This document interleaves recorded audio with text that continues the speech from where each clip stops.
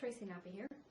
This morning I saw Lynn Terry post a video on her lynnterry.tv blog, and she asked the question, are you tired of hearing the rags to riches stories? Apparently she had somebody post on her blog that they were, I guess, a little frustrated or annoyed at so many rags to riches stories. And she had somebody else post also on her blog, that it encouraged them that, on a day when she was having a bad day, it helped that person to see that, when you see certain people, whether it's online, in person, real life, whatever, you kind of assume that it's hard for you to picture them in any other place but the way you see them, at the level of success that you see or that you perceive that they have or whatever.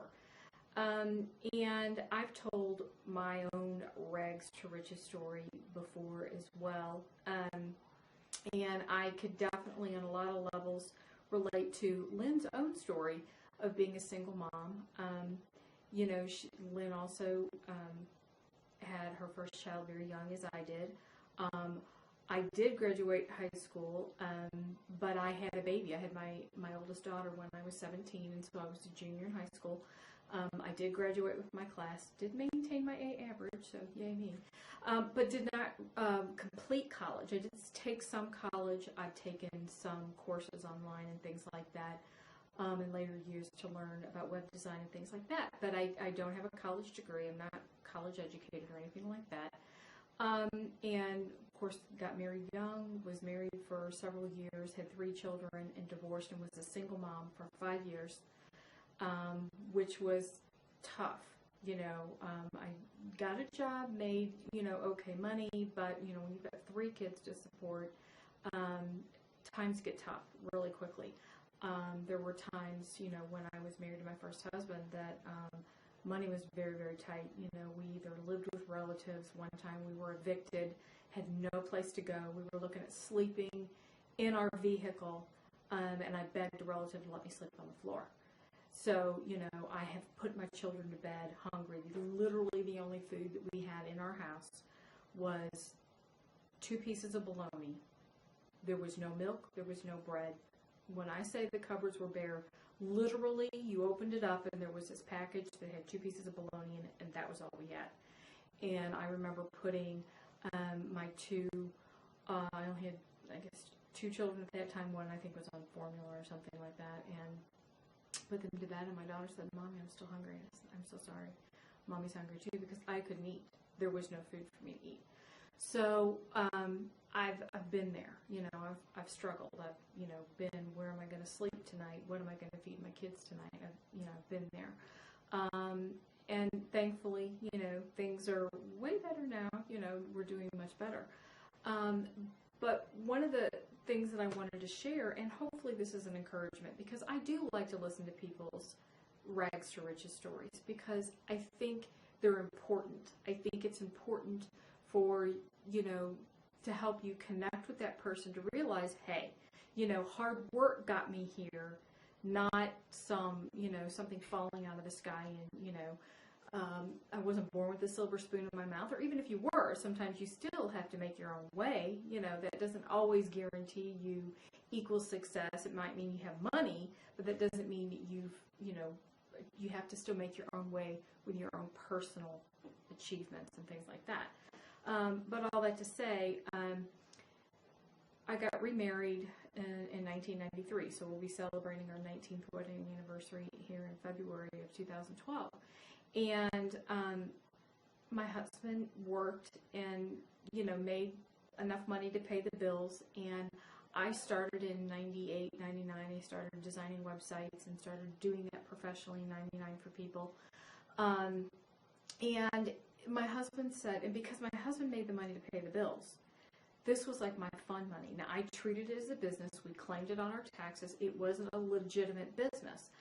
But I only worked as much as I wanted to. I only took clients when I wanted to, or as much as I wanted to. I did a lot of pro bono work, still do a lot of pro bono work for certain organizations or things like that at my choosing.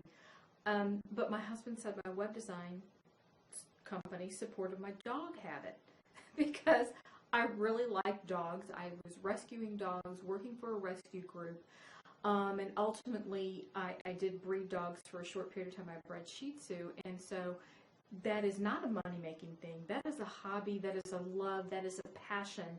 You put a lot of money into breeding dogs and keeping dogs and all the stuff that you've got to do with that.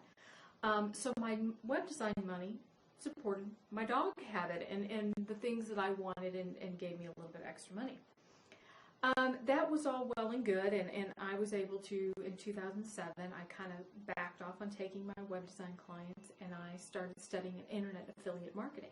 I wanted to learn more about that side of the business, and I did that, wrote a course, started taking the technical skills that I had, been using WordPress since 2003, and web design since 98, technically, and teaching on that and speaking on that and helping other people with the technical skills and the knowledge that I had.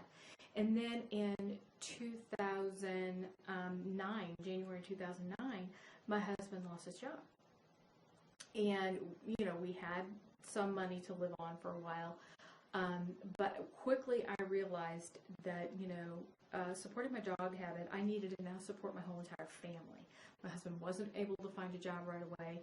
And in 2009, I switched my business model and opened your web tech team. And, you know, in 10 days, I was at profit. And in 5.5 months, I was doing 6 figures. Now, it goes back to what Lynn said. You know, when you are hungry or you need to get the bills paid, you just do it. You don't have a choice. You don't have an out. I no longer had the husband making the money to support everything. It was all on me, and I had to make it work, and I did. And so, you know, just this year, and this is, you know, 2.5, getting close to 3 years later, it took my husband. That's how long it took him, almost 3 years to get a job. All that time, never missed a bill, never missed a house payment. You know, yeah, there were times when it was a little iffy and a little sketchy and, you know, money, cash flow kinds of things, but everything always got paid. We always ate. We always had, you know, money to do what we wanted to do or we needed to do. And so that's because I treated it as a business and I no longer had that safety net. And so sometimes you got to let go of the safety net before you'll really push yourself to do what you're really capable of doing. So hopefully by hearing my story and knowing that I struggled too, I, you know, took what I knew and turned that into a business, service-based business to make me some money.